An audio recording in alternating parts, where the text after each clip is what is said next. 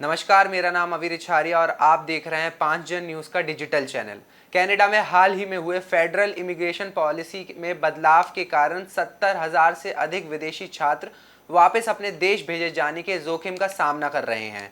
ये छात्र जो एक नए जीवन की उम्मीद में कनाडा आए थे, अब जस्टिन ट्रूडो की सरकार के एजुकेशन परमिट को सीमित करने और स्थायी निवास को कम करने के निर्णय के खिलाफ पूरे देश में विरोध प्रदर्शन कर रहे हैं।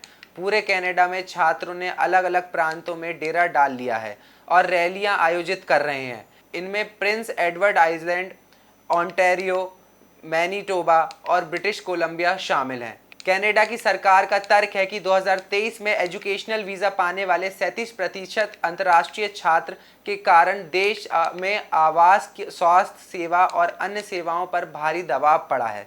इसलिए सरकार ने इस वृद्धि के बोझ से निपटने के लिए अंतर्राष्ट्रीय छात्र परमिट आवेदनों पर एक सीमा तय कर दी है।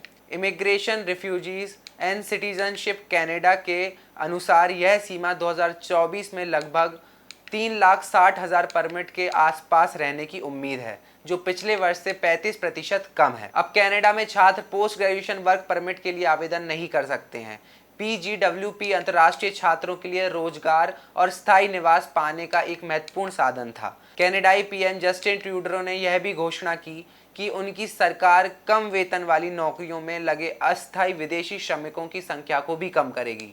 जब से जस्टिन ट्रूडो ने कनाडा की संसद में खालिस्तानी हरदीप सिंह निज्जर की हत्या का झूठा आरोप भारत पर लगाया था, तब से भारत और कनाडा के रिश्ते अच्छे नहीं चल रहे हैं। भारत लगातार कनाडा में बसे खालिस्तानियों पर कार्रवाई करने को कहता है, जिससे कनाडा इनकार करता रहता है। अब सवाल यह उठता है कि क्या इस इमिग्रेशन पॉलिसी में बदलाव करके कनाडा सरकार भारतीयों को निशाना बना रही है। ब्रैम्पटन में अंतर्राष्ट्रीय छात्रों ने स्थानीय आवास और नौकरी संकट के लिए उन्हें दोषी ठहराने वाली धारणा के खिलाफ रैली भी की।